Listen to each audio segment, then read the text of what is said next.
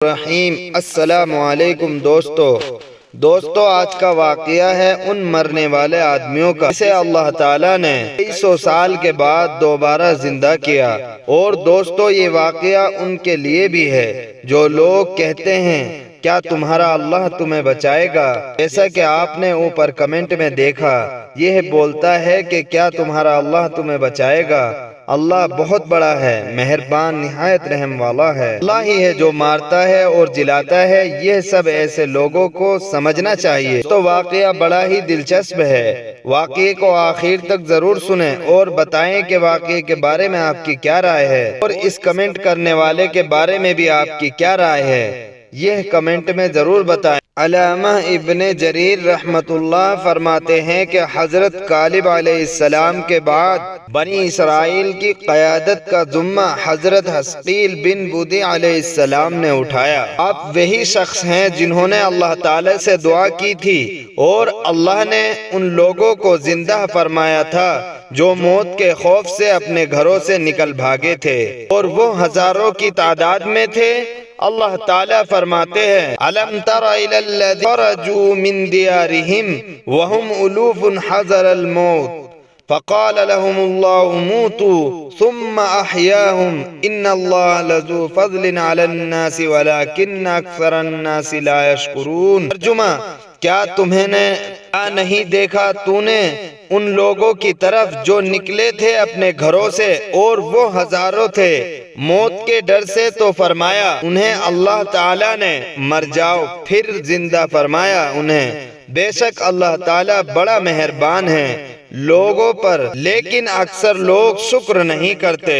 محمد بن اسحاق حضرت وہب بن منبہ سے روایت کرتے ہوئے کہتے ہیں کہ جب اللہ تعالیٰ نے حضرت یوشع بن نون علیہ السلام کو اپنے پاس بلایا تو بنی اسرائیل میں حضرت حسقیل بن بودی علیہ السلام کو ان کی جگہ مبعوث فرمایا۔ حضرت حسقیل علیہ السلام ایک بوڑھی عورت کے بیٹے تھے۔ آپ ہی وہی شخص ہیں جنہوں نے ان لوگوں کے لیے دعا فرمائی تھی جن کا ذکر قرآن پاک میں ان الفاظ میں ہے أَلَمْ تَرَ إِلَى الَّذِينَ خَرَجُوا مِنْ دِيَارِهِمْ وَهُمْ أُلُوفٌ حَذَرَ الْمَوْتِ۔ آیت بالا کی تشریح میں محمد ابن اسحاق فرماتے ہیں کہ ان لوگوں نے وبا دیکھی تو ایک دور جگہ جا کر قیام کر لیا۔ اللہ تعالیٰ نے فرمایا مر جاؤ، وہ تمام مر گئے۔ اللہ تعالیٰ نے انہیں درندوں سے محفوظ رکھا۔ ایک لمبا عرصہ گزر گیا۔ ایک دن حضرت حسقیل علیہ السلام کا وہاں سے گزر ہوا۔ ایک جگہ اتنے مردہ دیکھ کر کھڑے ہو گئے اور سوچنے لگے۔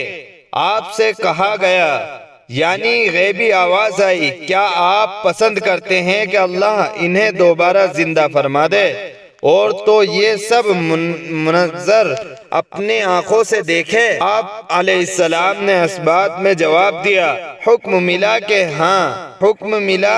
کہ ہاں ان ہڈیوں کو آواز دو کہ وہ گوشت سے پر ہو جائیں اور جسم کی مختلف ہڈیاں ایک دوسرے کے ساتھ جڑ جائیں۔ اپنے اللہ تعالیٰ کے حکم کے مطابق آواز دی، وہ تمام مردے اٹھ کھڑے ہوئے اور ایک بار کی اللہ اکبر کا نعرہ بلند کیا۔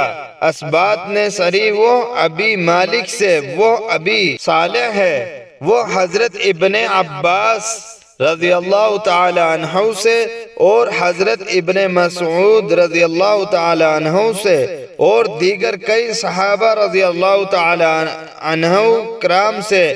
آیت أَلَمْ تَرَ إِلَى الَّذِينَ خَرَجُوا مِنْ دِيَارِهِمْ وَهُمْ أُلُوفٌ حَذَرَ الْمَوْتِ فَقَالَ لَهُمُ اللَّهُ مُوتُوا ثُمَّ أَحْيَاهُمْ کی تفسیر کے بارے میں روایت کرتے ہوئے کہتے ہیں کہ واسط سے پہلے داوردان نامی ایک بستی تھی جس میں طاعون کی بیماری پھیل گئی۔ اکثر لوگ بستی کو چھوڑ کر بھاگ نکلے اور گاؤں کے مضافت میں ایک جگہ ڈیرے ڈال دیے۔ وہ لوگ جو بستی ہی میں رہ گئے تھے ان میں سے موت کا شکار ہوئے، جبکہ بھاگ نکلنے والے لوگ محفوظ رہے۔ وبا ختم ہوئی اور مضافات میں ٹھہرے ہوئے گھروں کو لوٹے۔ جن کے عزیز و وقار مر گئے تھے، کہنے لگے کہ اگر ہم بھی انہی کی طرح بھاگ جاتے تو محفوظ رہتے۔ اب اگر ایسی صورتحال پیش آئی تو ان کے ساتھ ہم بھی بھاگ جائیں گے۔ 1 سال بعد طاعون کی وبا نے پھر بستی کو اپنی لپیٹ میں لے لیا۔ تمام لوگ گھر بار چھوڑ کر نکل کھڑے ہوئے۔ وہ ایک وادی میں جا ٹھہرتے جس کا نام فیہ تھا۔ وادی کے اوپر سے فرشتے نے آواز دی کہ مر جاؤ۔ اسی قسم کی ایک آواز وادی کے نیچے سے بھی آئی۔ آواز کے ساتھ سب لوگ موت کا لقمہ بن گئے اور ان کے بے روح جسم میدان میں پڑے رہ گئے۔ وہاں سے اللہ کے ایک نبی حضرت حزقیل علیہ السلام کا گزر ہوا۔ آپ سراپا حیرت کانوں میں انگلی دبائے ان بے روح جسموں کی دیکھنے لگے۔ اللہ تعالیٰ نے وحی فرمائی کہ کیا یہ دیکھنا چاہتے ہو کہ میں مردوں کو کس طرح زندہ کروں گا؟ اللہ تعالیٰ نے نبی حضرت حزقیل علیہ السلام نے اس بات میں جواب دیا۔ وہ دراصل قدرت خداوندی پر متعجب تھے، شک نہیں کر رہے تھے۔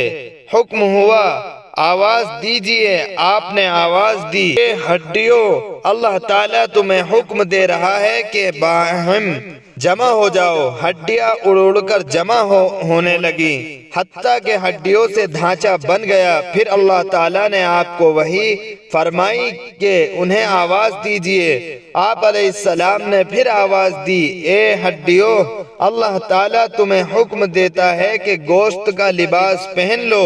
ہڈیوں پر گوشت آ گیا، رگوں میں خون دوڑنے لگا اور وہ کپڑے جو مرتے وقت جسم پر تھے وہ بھی اڑ کر آئے۔ پھر آپ سے فرمایا گیا آواز دیجئے۔ آپ علیہ السلام نے پھر آواز دی، اے جسموں، اللہ تعالیٰ کے حکم سے اٹھ کھڑے ہو جاؤ۔ بس وہ اٹھ کھڑے ہو گئے۔ اسبات کہتے ہیں، مجاہد سے روایت کرتے ہوئے منصور یہ گمان ظاہر کرتا ہے، ان لوگوں نے زندہ رہنے کے بعد ان کلمات سے اللہ کی تسبیح کی، سبحانک اللہم و بحمدک لا الہ الا انت۔ وہ اپنی قوم کے ان افراد کے پاس گئے جو جانتے تھے کہ وہ مر چکے ہیں، موت کے آثار ان کے چہروں پر تھے۔ وہ جب بھی کپڑے پہنتے تو وہ نشان زدہ ہو جاتے۔ وہ لوگ زندہ رہے حتیٰ کہ اپنی مقرر میعاد پر موت سے واپسی ایمان افروز واقعات فوت ہوئے۔ مرنے کے بعد زندہ ہونے والوں کی تعداد کیا تھی؟ حضرت ابن عباس رضی اللہ تعالی عنہ سے روایت ہے کہ ان کی تعداد 4000 تھی۔ آپ ہی سے ایک دوسرا قول ہے کہ وہ لوگ تعداد میں 8000 تھے۔ ابو صالح سے یہ تعداد 9000 کی جاتی ہے۔ حضرت ابن عباس رضی اللہ تعالی عنہ سے یہ 9 ایک تیسری روایت 40000 کی ملتی ہے۔ حضرت سعید بن عبدالعزیز رضی اللہ تعالی عنہ سے روایت ہے کہ وہ اہل عداعت میں سے تھے۔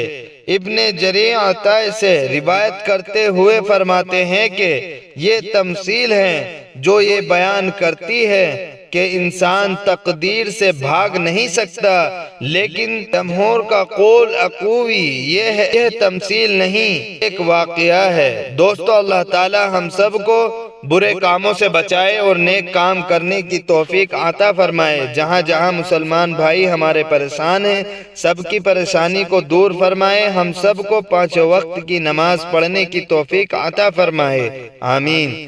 دوستو، واقعہ آپ کو کیسا لگا کمنٹ میں ضرور بتائیں، اور چینل کو سبسکرائب، ویڈیو کو لائک شیئر کر لیں، اور اس کمنٹ کرنے والے کے بارے میں آپ کی کیا رائے ہے، آپ اس کے بارے میں بھی کمنٹ میں بتائیں۔